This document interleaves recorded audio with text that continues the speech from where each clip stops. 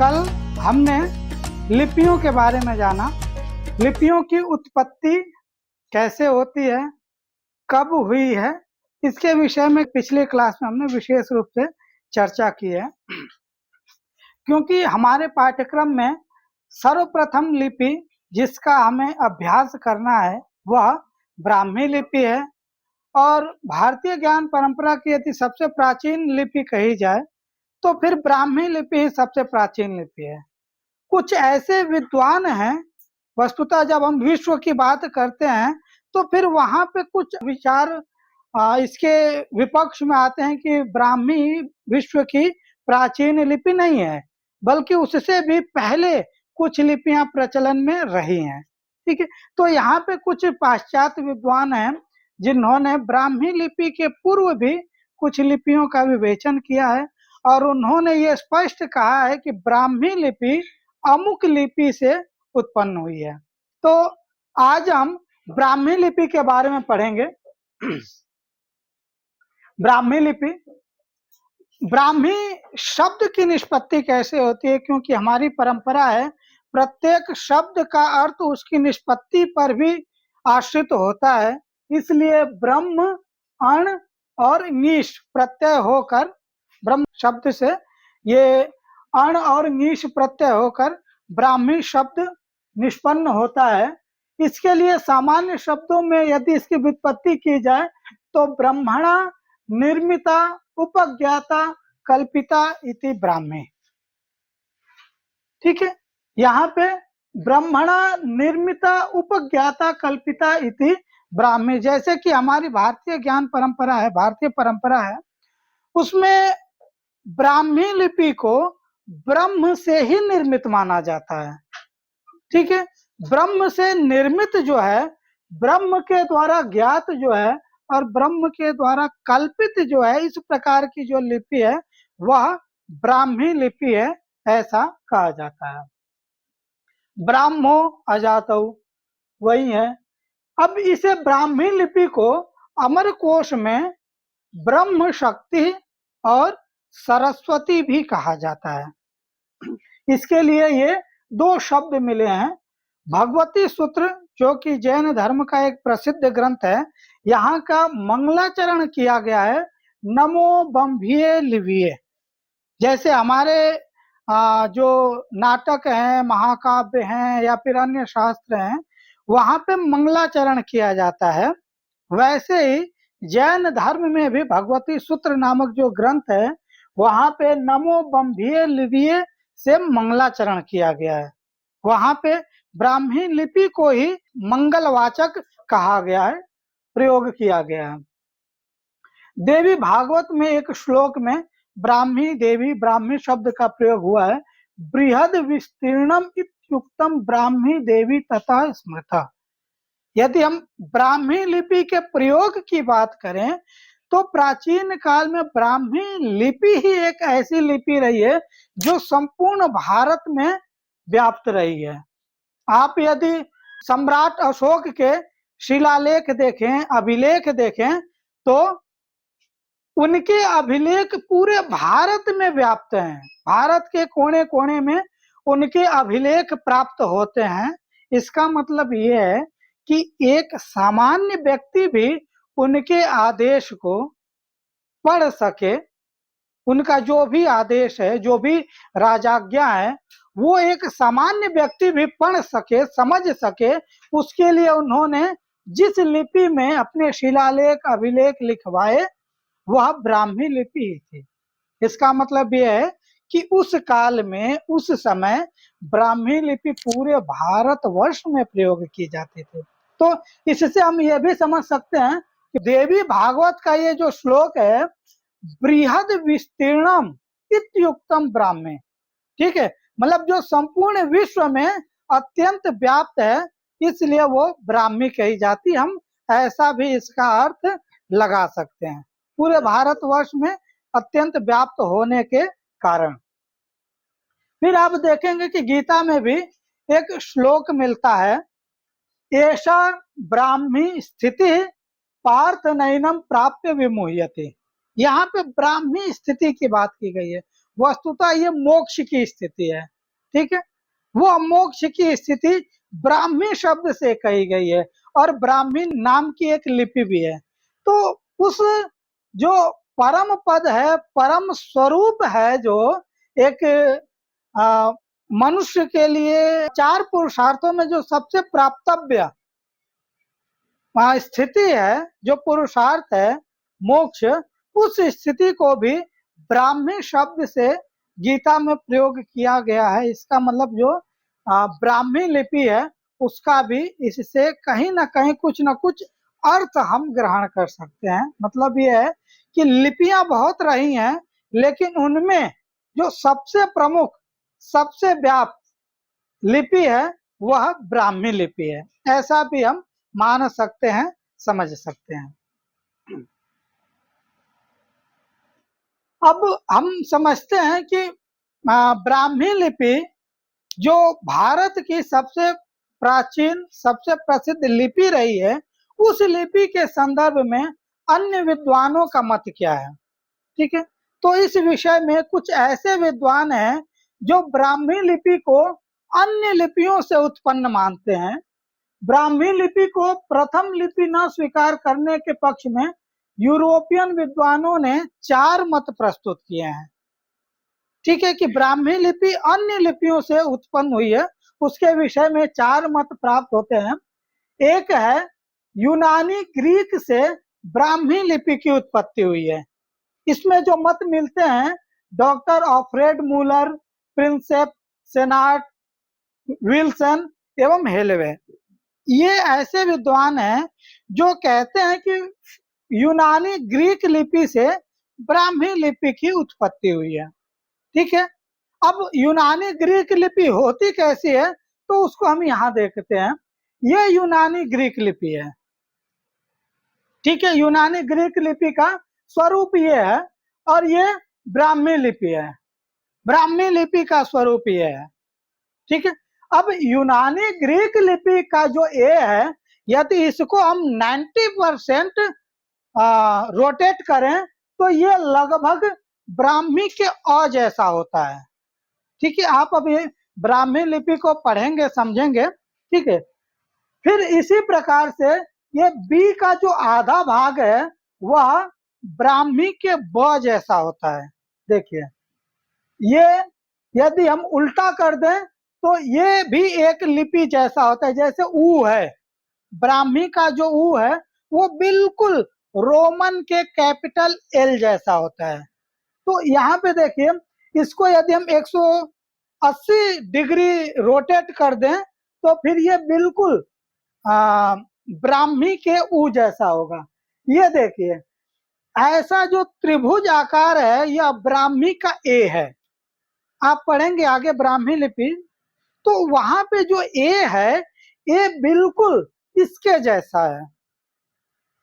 फिर ये देखिए, ये यूनानी ग्रीक का ये वर्ण है, बिल्कुल इसी के जैसा ब्राह्मी का ज बनता है, जकार, च छ ज बनता है, बिल्कुल ऐसा ही बनता है, ठीक है।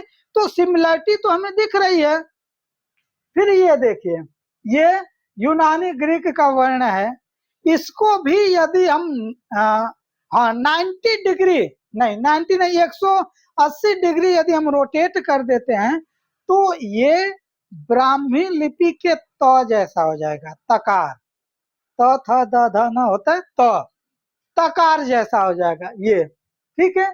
ये भी वर्ण है बिल्कुल ओ जैसा, ब्राह्मी के ओ जैसा। हाँ, ये यदि इसे हम 90 डिग्री पे यदि हम इसे रोटेट करें तो ये ब्राह्मी लिपि का ण होगा, ट ठ ड ढ ण, ठीक है। और ये है, ये थ जैसा होगा, त थ। अब देखिए कि जो यूनानी ग्रीक के ये कुछ वर्ण हैं, ये बिल्कुल ब्राह्मी में थोड़ा सा परिवर्तित करके पाए गए हैं, बिल्कुल ऐसा स्वरूप है। तो जो विद्वान हैं doctor Alfred Muller, Prinsep Senart, Wilson और हेलवे, ये कहते हैं कि यूनानी ग्रीक से ही ब्राह्मी लिपि की उत्पत्ति हुई है, क्योंकि ब्राह्मी लिपि के कुछ ऐसे वर्ण हैं जो बिल्कुल यूनानी ग्रीक के वर्णों से मिलते हैं। ठीक है, ये उनका मत है। अब आपको नहीं पता है कि ब्राह्मी लिपि की उत्पत्ति का समय क्या है, आपको यह भी नहीं पता है कि यूनानी ग्रीक लिपि की उत्पत्ति का समय क्या है, व्यवहार कब रहा है। अब यदि दोनों में सिमिलरिटी मिल रही है तो सबसे प्राचीन कौन हो सकती है, इसका निर्धारण आप कैसे करेंगे। दोनों के काल के विषय में नहीं पता है, दोनों का व्यवहार कब रहा है नहीं पता है। अब दोनों में सिमिलरिटी मिल रही है तो वहां पे किस आधार पे आप सबसे प्राचीन ये लिपि है और इससे प्रभावित ये लिपि है, कैसे ये निर्धारित करेंगे। जिसका नहीं मिल रहा है ना, मैंने कहा कोई उल्लेख नहीं मिल रहा है। अब हम यहाँ पे किस आधार पे ये निश्चित करेंगे, ये निर्धारित करेंगे कि अमुक लिपि प्राचीन है और अमुक लिपि इससे प्रभावित है, कैसे ये निर्धारित करेंगे। हमारे पास कोई सोर्स नहीं है। ठीक है, हमारे मन में जो आया वैसे हमने अपना मत दे दिया कि भाई ये लिपि है, इस लिपि से ये लिपि उत्पन्न हुई है। तो बिल्कुल यहाँ पर भी वैसा ही है, न ही ब्राह्मी लिपि का जो ओरिजिन टाइम है नहीं पता इनको, फिर यूनानी ग्रीक का जो ओरिजिन टाइम है नहीं पता, लेकिन क्योंकि हमारे देश की लिपि है इसलिए हमारे देश की लिपि से दूसरे के देश की लिपि प्रभावित है, ऐसा हम मानकर अपने मत को विवेचित करते हैं। अक्सर हम देखते हैं कि अपनी वस्तुओं में, अपनी चीजों में हमारी आत्मत्व की भावना होती है। ठीक है, तो बिल्कुल वैसा ही यहाँ पे हमें देखने को मिलता है, दोनों में सिमिलरिटी है लेकिन प्राचीनता किसकी है तो फिर ये विद्वान कहते हैं। इसमें ये विद्वान जेम्स प्रिंसेप हैं जिनको ब्राह्मी लिपि का प्रथम पाठक कहा जाता है। हम इस पे चर्चा करेंगे, प्रथम पाठक इनको क्यों माने, जबकि इनसे पहले भी बहुत सारे ऐसे विद्वान हैं जिन्होंने ब्राह्मी लिपि के पाठन पर, उनके अध्ययन पे, अध्यापन पे बहुत सारे कार्य किए हैं, उस पर हम चर्चा करेंगे। लेकिन ये कुछ विद्वान हैं जो अपना विचार देते हैं कि यूनानी ग्रीक से ब्राह्मी लिपि उत्पन्न हुई है। हाँ, अभी तक हमने काफी सारे उदाहरण देखे जिसमें से विदेशी पाश्चात्य जो लिपियां हैं उनसे ब्राह्मी की उत्पत्ति दिखाई गई है। ऐसा कोई उदाहरण है क्या जिससे ब्राह्मी से पाश्चात्य लिपियों का उद्भव दिखाया गया है। कैसे आपने ये निर्धारित किया कि पाश्चात्य लिपियों से ब्राह्मी लिपि उत्पन्न हुई है। अभी यही यूनानी ग्रीक से ब्राह्मी, तो मैंने इसके बीच में कुछ कहा, उदाहरण ही नहीं होता है। कैसे आपने निर्धारित किया, उसका हेतु क्या है वो बताइए, साधन क्या, किसके आधार पे निर्धारित किया आपने कि यूनानी ग्रीक से ब्राह्मी लिपि उत्पन्न हुई है। मैं इसको पूरा यही नहीं कह रहा हूँ कि वही ही है, हाँ, पर मैं ये कह रहा हूँ कि अभी तक जो हमने मत देखे उसमें अधिकतर में ब्राह्मी की उत्पत्ति अन्य लिपियों से बताई गई है। या ऐसा भी कोई मत है जिसमें पाश्चात्य जो लिपियां है उनकी उत्पत्ति ब्राह्मी से बताई गई है। ऐसा कौन कार्य करेगा, ऐसा कौन कार्य करेगा। जो भारत के विद्वान रहे हैं, प्राचीन विद्वान, उन्होंने इस पे बहुत अधिक कार्य नहीं किया। ठीक है, और यदि कार्य भी किया तो उनके ही मेथड से कार्य किया।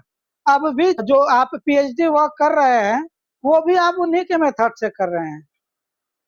अब आप ऐसी स्थिति में कहेंगे कि आपका ओरिजिन क्या है, तो फिर हमारे पास तो कोई साक्ष्य है ना, नहीं है, कोई प्रमाण नहीं है। गूगल आप देख लीजिए, इन्हीं सब चीजों से भरा हुआ है कि हमने लेखन कला भी उन्हीं से सीखी, हमने कागज बनाना भी उन्हीं से सीखा, हमने चित्रकारी भी उन्हीं से सीखी, हमने खाना बनाना भी, हमने बिरयानी बनानी भी उन्हीं से सीखी, अरबियों से, जहाँ पे चावल नहीं होता है। ठीक है, अब हमने सीखी, इस पे अच्छा लेक्चर मिलेगा आपको, वो एक दीक्षित है, ठीक है, उनका अच्छा लेक्चर मिलेगा।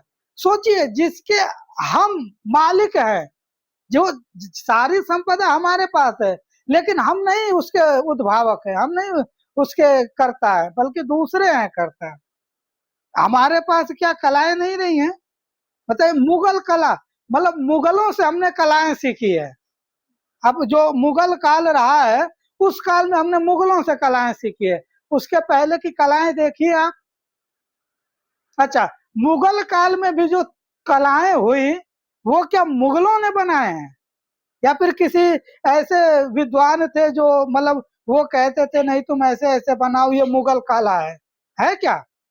वो भी सभी भारत के ही लोग बनाते थे। ठीक है, मुगल काल में क्योंकि उस समय उनकी सरकार थी, मतलब उनका राज्य था, वो राजा थे, इसलिए उस काल में बना, निर्मित हुआ। उसमें कला किसकी है वो अब आपको देखना है, आपको समझना है कि मुगल कला से आप प्रभावित हैं या फिर मुगल कला आपका अंग है, आपको समझना है।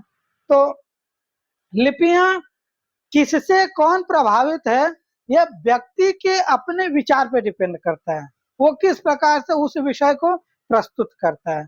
हमारे बहुत सारे ग्रंथ हैं जिसमें ऐसा उल्लेख नहीं मिलता है कि ब्राह्मी लिपि से अमुक पाश्चात्य लिपि प्रभावित है, ऐसा उल्लेख नहीं मिलता है।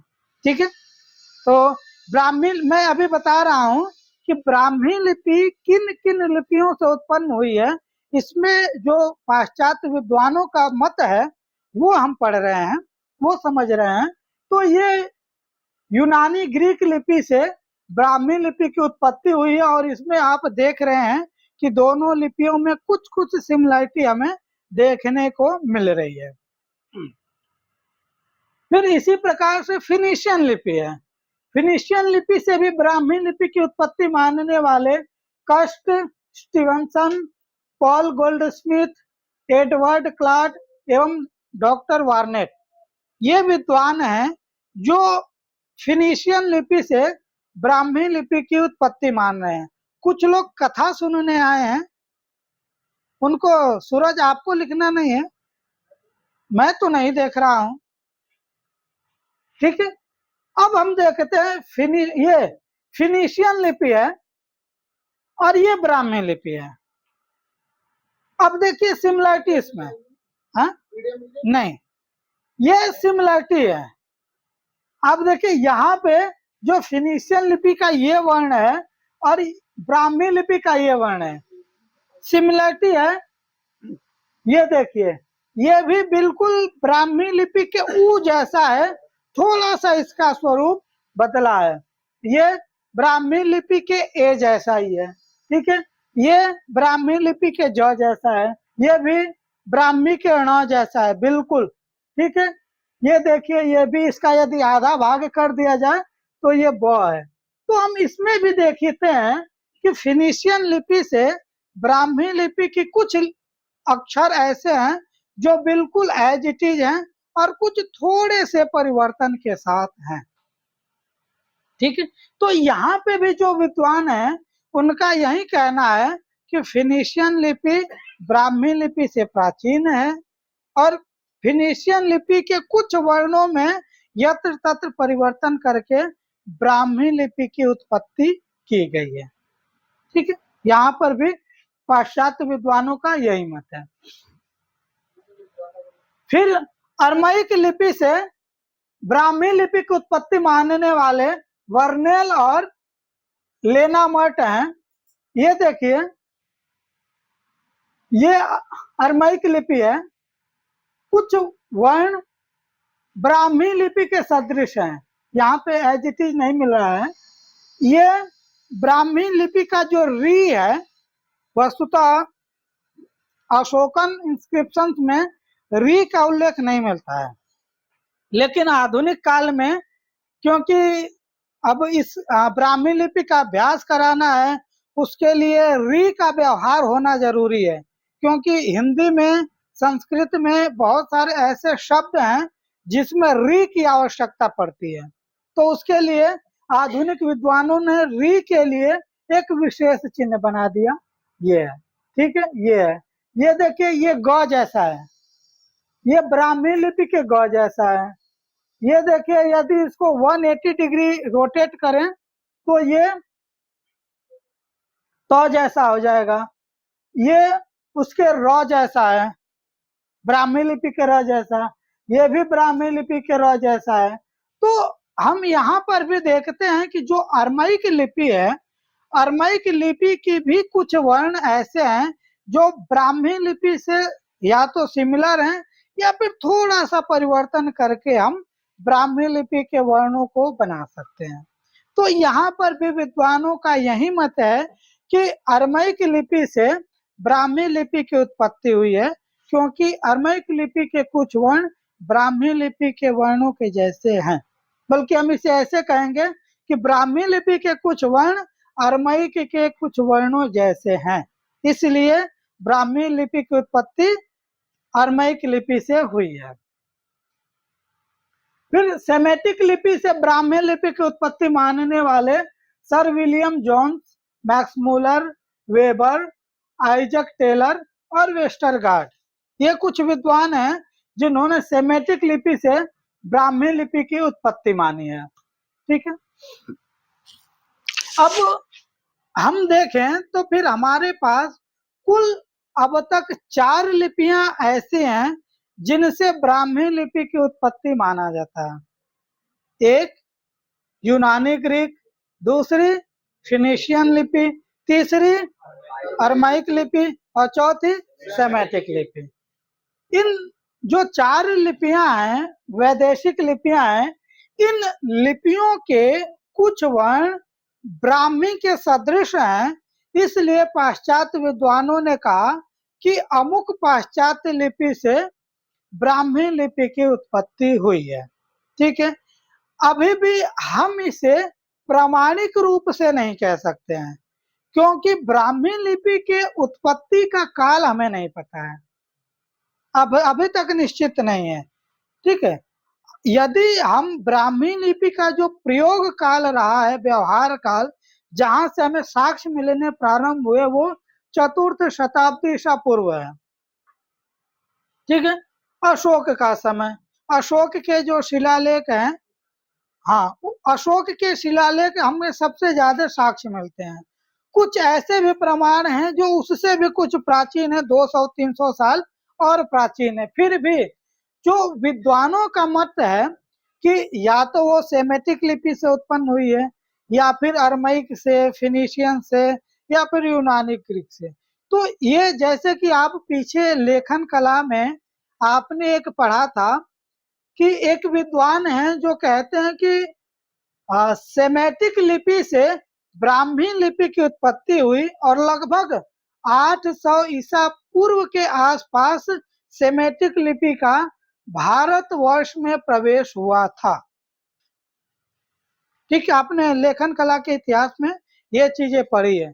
तो वो कहते हैं कि 800 शताब्दी ईसा पूर्व के आसपास सेमेटिक लिपि का भारत में प्रवेश हुआ है, लेकिन तब तक का हमारे पास ब्राह्मी लिपि का कोई प्रमाण नहीं है।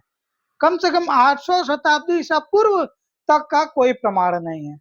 400 या फिर अधिक से अधिक हमारे पास 600 शताब्दी ईसा पूर्व तक का हमारे पास ब्राह्मी लिपि का प्रमाण मिलता है। तो हम ये निश्चित रूप से नहीं कह सकते हैं कि ब्राह्मी लिपि अमुक लिपियों से उत्पन्न हुई है, क्योंकि हमारे पास कोई साक्ष्य नहीं है। हमारी अपने आत्म भाव है, हमारी श्रद्धा है अपनी लिपियों के प्रति, इसलिए हमने अपनी लिपि से उनकी लिपि को उत्पन्न बताया और उन्होंने अपनी लिपि से हमारी लिपि को उत्पन्न बताया।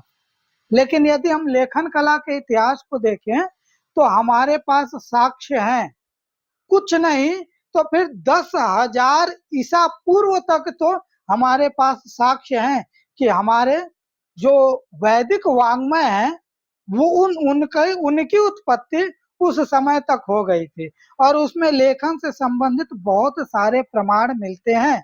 इसकी हमने चर्चा पहले कक्षा में की हुई है। तो यदि उस समय लेखन कला का प्रयोग हुआ होगा तो किस लिपि का प्रयोग हुआ होगा, बताइए। उस काल में यदि मान लीजिए हम 8,000 ईसा पूर्व मानते हैं, ठीक है, 10,000 ईसा पूर्व में यदि लेखन कला रही होगी तो फिर किस लिपि का प्रयोग हुआ होगा? बता सकते हैं? देखिए, अब यहाँ पे हमारे पास कोई साक्ष्य नहीं है, लेकिन यदि वेद भारत के अंग हैं, ठीक है, भारत की प्रामाणिकता को सिद्ध करने वाले प्रथम ग्रंथ हैं। अब यदि उनमें लेखन संबंधी कोई प्रमाण मिलते हैं तो उनका निश्चित रूप से भारत से ही संबंध होगा, ठीक है। तो यदि हम वेदों में लेखन संबंधी प्रमाणों को स्वीकार करते हैं और वहां पे किस लिपि का प्रयोग होता रहा होगा, तो भारत की सबसे प्राचीन लिपि कौन है? ब्राह्मी लिपि। तो ब्राह्मी को ही हम उस काल में व्यवहृत लिपि के रूप में मान सकते हैं। हमारे पास कोई साक्ष्य नहीं है। पुनरअपि जब हम हेतु से किसी साध्य की सिद्धि करते हैं तो वहां पे निश्चित रूप से 99% यदि हेतु सही है तो निश्चित रूप से 99% हमें सही साध्य का बोध होता है। ये अनुमान प्रमाण है, ठीक है। सही हेतु हो तो फिर निश्चित रूप से हमें सही साध्य का बोध होगा, ठीक है। तो इस प्रकार से हम मान सकते हैं कि सबसे प्राचीन लिपि ब्राह्मी लिपि रही होगी, ठीक है।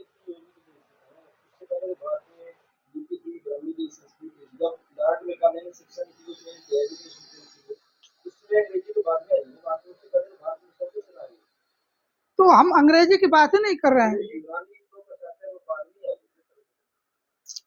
भाई, वो उससे प्राचीन मान रहे हैं ना, तो वही तो बात है। देखिए, जब हमारी जो लिखा गया, लेकिन चीन में जो प्रथम शताब्दी में कागज बना, ठीक है, चीन में प्रथम शताब्दी में कागज बना, उसके बाद उनका मानना है कि हमने लिखना सीखा, लेकिन वो नियार्कस के मत को नहीं पढ़ रहे हैं। वो जो कहते हैं कि तीसरी शताब्दी चौथी शताब्दी ईसा पूर्व में भारत के लोग कागज बनाना जानते थे, रुई के चित्रों से, कपड़े के चित्रों से। वो आप एक अवधारणा के रूप में मान लीजिए, वो एक कहानी होगी, किंवदंती होगी, मान लीजिए, मान लीजिए, ठीक। लेकिन लेकिन हमारे पास जो वैदिक प्रमाण है, वैदिक प्रमाणों को हम कभी नकार नहीं सकते हैं, ठीक है, क्योंकि वैदिक प्रमाणों में अब तक कुछ भी प्रक्षिप्त अंश नहीं मिला है। वैदिक वांग्मय में कुछ भी अब तक प्रक्षिप्त नहीं मिला है। हम रामायण में मान सकते हैं, महाभारत में मान सकते हैं, पुराणों में मान सकते हैं, स्मृतियों में मान सकते हैं कि इनमें प्रक्षिप्त अंश निश्चित रूप से होगा, ठीक है। यदि हम उसका समीक्षात्मक मूल्यांकन करें तो हो सकता है कि उसमें प्रक्षिप्त अंश मिले, होगा, ठीक है। इसलिए हम जो गणेश लिख रहे हैं और वेद व्यास बोल रहे हैं, उसको आप कुछ समय के लिए प्रक्षिप्त अंश मान लीजिए, लेकिन हमारे पास जो सबसे प्रामाणिक साक्ष्य है वो तो वेद है। तो वेदों में जो साक्ष्य मिल रहे हैं उसको हम कैसे नकारेंगे? नहीं नकार सकते हैं।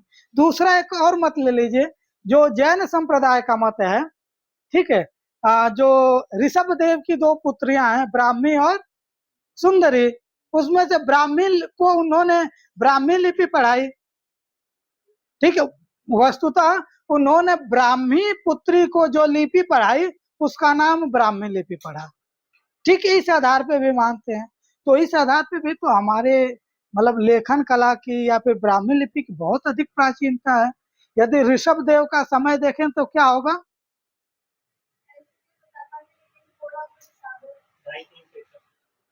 नहीं, वो करोड़ों साल पहले बता रहे हैं।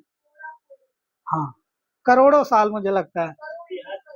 हाँ हाँ, करोड़ों करोड़ों साल पहले ऋषभ देव का समय माना जा रहा है। तो इस आधार पे तो भाई ऋषभ देव कहाँ के रहे हैं?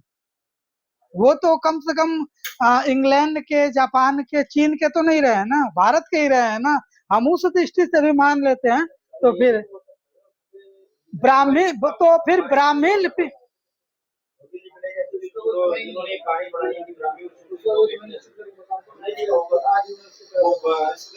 नहीं, हम प्रमाण को नहीं, ऐसा नहीं है।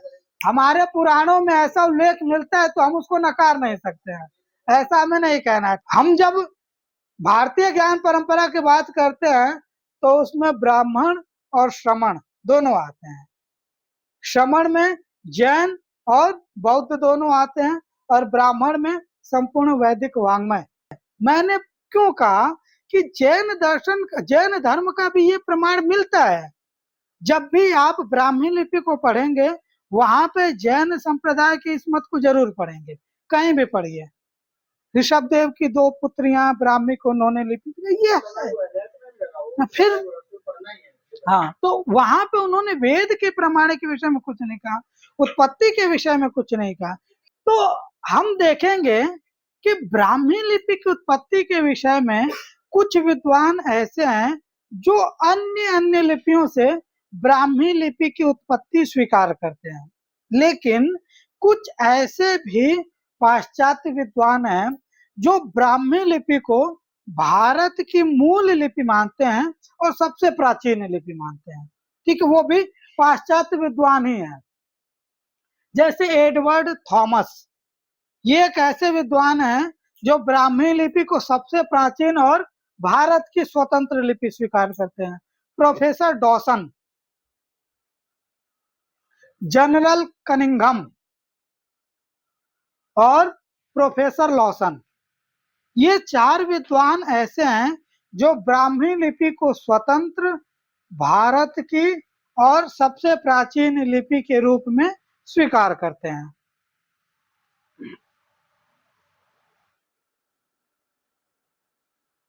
अब अशोककालीन जो ब्राह्मी लिपि है, उस लिपि में कुल 39 अक्षरों का प्रयोग हुआ है। वहां पे 6 वर्ण ऐसे हैं जो स्वर के हैं और 33 अक्षर ऐसे हैं जो व्यंजन के हैं। ठीक है, इनका उल्लेख हमें अशोकन जो इंस्क्रिप्शंस है उसमें मिलता है।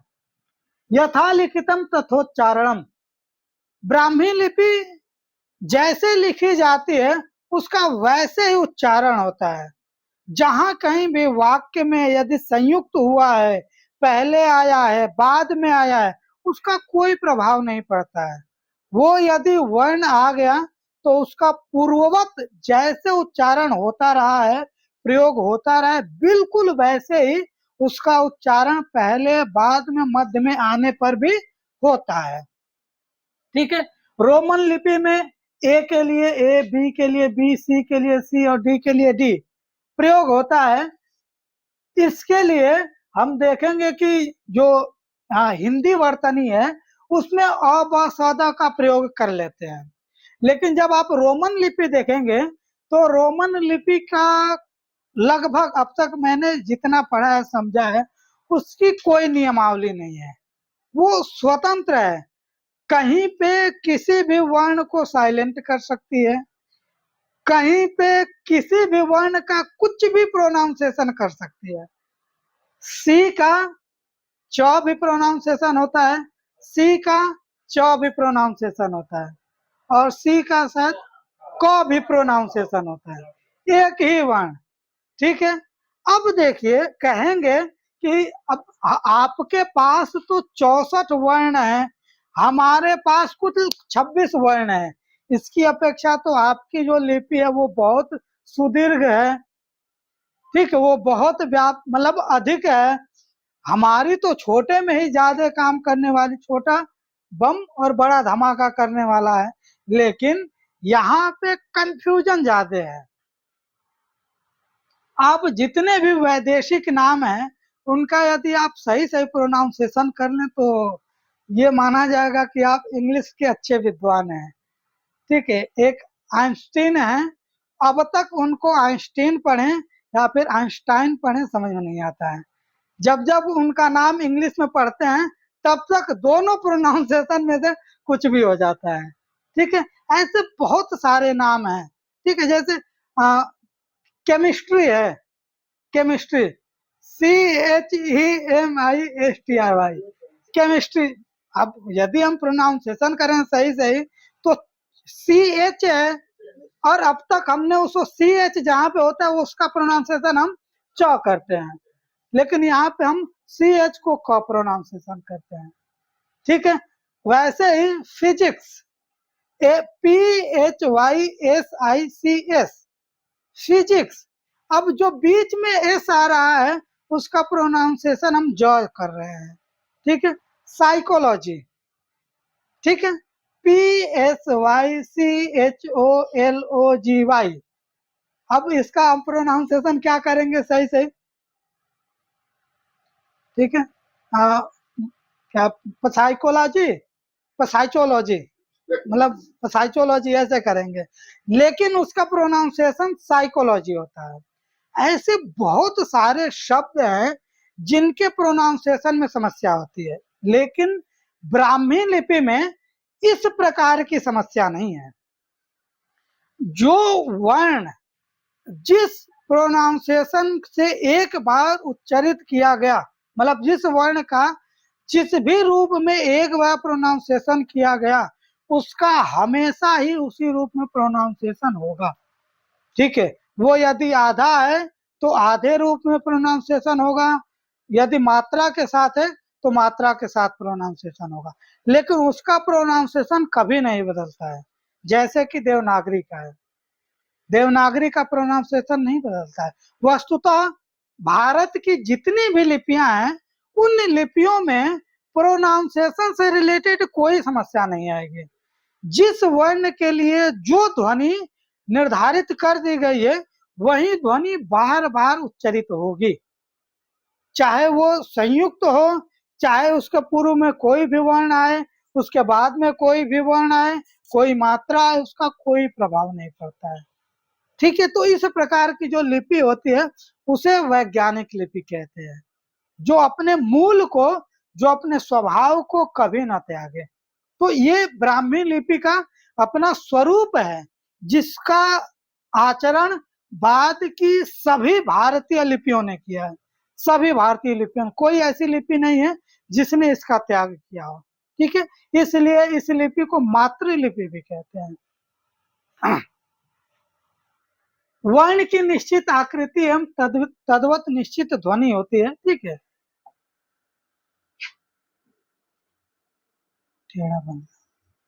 जैसे ये आकृति है, ये आकृति ब्राह्मी में क उच्चारित होती है, ठीक है। अब इस आकृति का ये निश्चित स्वरूप है। बाद में लिपिकारों ने थोड़ा सा इसके स्वरूप में परिवर्तन किया है, क्योंकि जब आप चौथी शताब्दी ईसा पूर्व से लेकर चतुर्थ शताब्दी तक पूरे 900 साल में आते हैं, तो उस समय में चौथी शताब्दी तक ब्राह्मी लिपि का स्वरूप बहुत परिवर्तित हो गया, लेकिन उसका जो ये अपना मूल है, इस स्वरूप को इसने कभी नहीं त्यागा है, कभी नहीं इसने इसका त्याग किया है, भले ही यहाँ पे ऐसे हो गया हो, ठीक है। बाल्द की लिपियों में भले ही ये स्वरूप ऐसे हो गया हो, थोड़ा सा ये टेढ़ा हो गया हो, ठीक है, थोड़ा सा कर्व ले लिया हो, वो चलेगा, लेकिन इसने अपने मूल स्वरूप को नहीं छोड़ा है। तो वही कहते हैं कि जो ब्राह्मी लिपि है उसकी एक निश्चित आकृति है और उसी के अनुरूप उसकी एक निश्चित ध्वनि भी है, ठीक।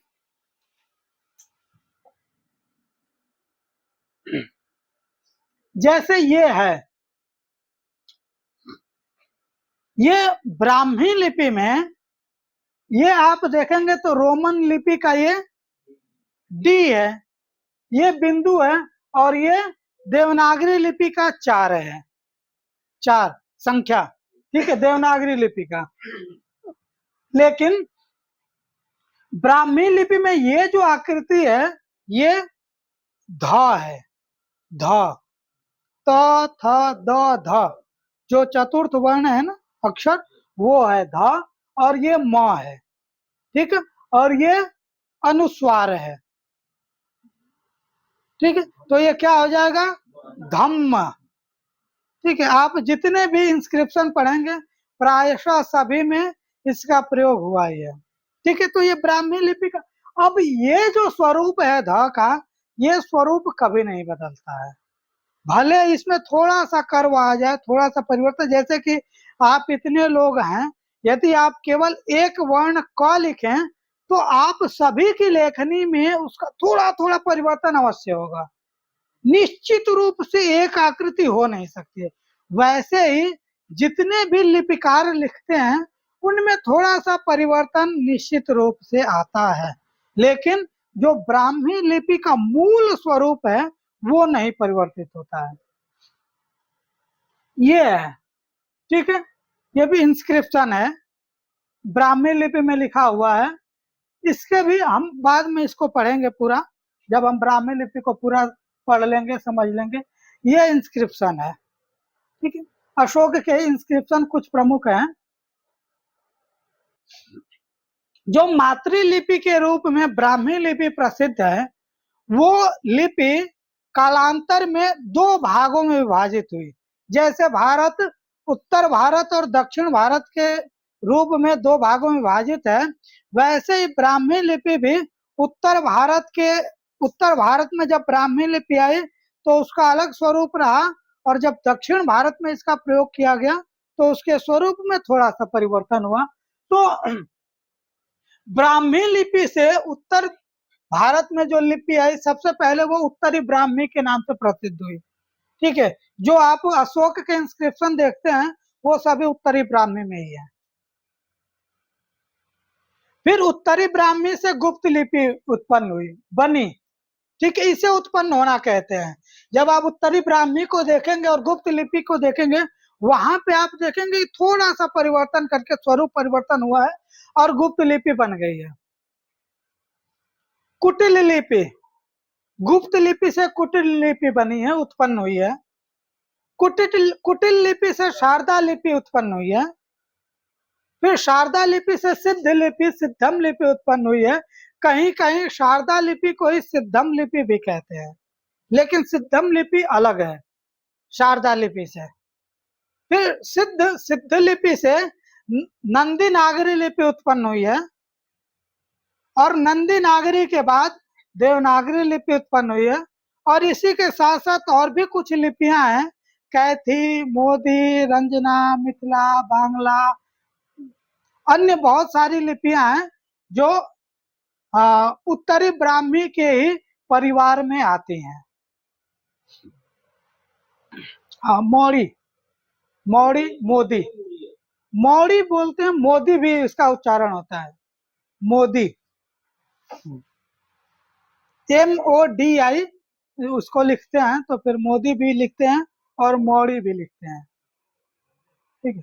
रंजना, हाँ, इसका नेपाल में प्रयोग होता रहा है। मिथिला, ये अपने मिथिला प्रदेश की लिपि है। फिर इसी प्रकार से जो ब्राह्मी का दक्षिण भारत में प्रयोग हुआ, वहां पे सबसे पहले दक्षिणी ब्राह्मी प्रयोग में आई, उससे तमिल ब्राह्मी उत्पन्न हुई, तमिल ब्राह्मी, ठीक है। आप तमिल ब्राह्मी देखिएगा, उसमें जैसे दक्षिणी लिपियों में वो जो कर्व होता है, गोलाकार होता है, वो यहीं से आपको प्रभाव दिखने लगेगा, तमिल ब्राह्मी। फिर वत्तेलडतु लिपि, फिर ग्रंथ लिपि, ग्रंथ लिपि आपके पाठ्यक्रम में है, आप पढ़ेंगे। कदम्ब लिपि, कन्नड़ लिपि, और फिर कवि लिपि, अहोम लिपि, मैतेई लिपि, तेलुगु लिपि, बहुत सारी लिपियां, मलयालम लिपि, बहुत सारी बाद में निर्मित होती रही, बनती रही, लेकिन इन सब के मूल में दक्षिणी ब्राह्मी रही है। तो इस प्रकार से ब्राह्मी की दो संतानें हुई, एक उत्तरी ब्राह्मी और एक दक्षिणी ब्राह्मी। उत्तरी ब्राह्मी से आपने देखा कि गुप्त लिपि, कुटिल लिपि, शारदा, सिद्ध, नंदी नागरी, देवनागरी, कैथी, मोदी आदि संततियां उत्पन्न हुई। और फिर दक्षिणी ब्राह्मी से तमिल, वत्तेडतु, ग्रंथ, कदम्ब, कन्नड़, कवि लिपि, फिर अहोम, मैतेई, तेलुगु, मलयालम, बहुत सारी लिपियां संतति के रूप में उत्पन्न हुई। कन्नड़ लिपि जो लिखे हैं इसका 500 ईस्वी टाइम लिखे हैं, ये कदम से उत्पन्न हुई है क्या? नहीं, यहाँ पे उस प्रकार का संबंध नहीं है। ये उत्पन्न होना मतलब, हाँ, सबसे पहले तो ये हुई है, उसके बाद में ये लिपियां क्रमशः इनसे उत्पन्न हुई हैं ऐसा नहीं है, इनका व्यवहार रहा है उस काल में, वो मैंने लिखा है यहाँ पे उत्पन्न होने की दृष्टि से। ठीक है, उत्तरी ब्राह्मी में गुप्त लिपि से कुटिल लिपि, कुटिल लिपि से शारदा लिपि, शारदा से सिद्ध, सिद्ध से नाग, इस प्रकार से उत्पन्न हुई है। लेकिन यहाँ पे इस प्रकार का भाव नहीं है दक्षिणी ब्राह्मी में। ठीक है, तो हम देखेंगे कि अद्यतन काल में पूरे भारतवर्ष में जितनी भी लिपियां व्यवहार में हैं, उन सभी लिपियों के मूल में ब्राह्मी लिपि निहित है। ठीक है, ललित विस्तर में 64 लिपियों का उल्लेख आता है, जहां पे सबसे पहले ब्राह्मी लिपि का प्रयोग किया जाता है। ब्राह्मी लिपि का सबसे पहले उल्लेख आया है, फिर उसके बाद खरोष्ठी लिपि है, और फिर बहुत सारी लिपियां आप इसमें देख सकते हैं। ठीक है, ये देखिए, ये ब्राह्मी लिपि में लिखा हुआ है। पहले इंस्क्रिप्शन ऐसे लिखे जाते थे, ये जैसे सबसे पहले पत्थर पे, शिलालेख पे, ठीक है, शिला पे सबसे पहले उकेरा गया है, फिर उसमें कोई धातु पिघलाकर डाला गया है। ठीक है, जैसे हम इंक भरते हैं वैसे ये धातुएं भरी गई हैं। ठीक है, अब जो भी धातु हो उसे भरा गया है, फिर बाद में इसे निकाल कर फिर इसे इस रूप में व्यवस्थित किया गया है। हाँ, पहले खुदाई करते हैं। हाँ, बिल्कुल, अभी भी आप देखेंगे कि मतलब बहुत सारे नेम प्लेट जो होते हैं, जो पत्थर के होते हैं, ठीक है, हाँ वो होते हैं, उसमें भी आप देखेंगे कि उकेरा होता है। ठीक है, तो आप यूनिवर्सिटी के कई कई सारे दीवारों पे देखेंगे तो उसी प्रकार के कई सारे आपको प्रस्तर दिखेंगे। ठीक है, तो वैसे ही प्राचीन काल में पत्थरों पे उकेर कर लिखते थे। जैसे आप देखेंगे लकड़ी, लकड़ी का जब हम कोई भी फर्नीचर बनाते हैं, उस पे जो चित्रकारी करनी होती है वो उकेरा ही जाता है। ठीक है, कारपेंटर के द्वारा, वो जो भी उसके लिए उपयोगी साधन होते हैं उनके द्वारा वो उकेरता है। बाद में पेंटिंग होती है वो अलग बात है, लेकिन उकेरता है वो। ठीक है, वो उसका स्वरूप है। ये देखिए, ये शिलालेख है, इसको हम पढ़ेंगे आगे। पहले हम ब्राह्मी लिपि पढ़ लेंगे, उसके बाद हम इसको पढ़ने का कोशिश करेंगे। ये शिलालेख है। ठीक है, तो इस प्रकार से हम देखते हैं कि जो ब्राह्मी लिपि है, ब्राह्मी लिपि वस्तुतः भारतवर्ष की तो सबसे प्राचीन लिपि है, प्रथम उत्पन्न लिपि है। लेकिन कुछ ऐसे वैदेशिक विद्वान हैं जिन्होंने अपने यहाँ की प्रसिद्ध लिपि से ब्राह्मी लिपि की उत्पत्ति को स्वीकार करते हैं, जबकि उसमें किसी भी प्रकार का उद्भावक जैसा भाव नहीं है। कोई भी इस प्रकार का संबंध नहीं दिखता है कि अमुक लिपि इससे ही उत्पन्न हुई है। लेकिन वो उस देश के वसिंदा हैं, तो उन्होंने अपनी लिपि को प्राचीन माना और ब्राह्मी लिपि को उससे प्रभावित लिपि के रूप में हमारे सामने प्रस्तुत किया है।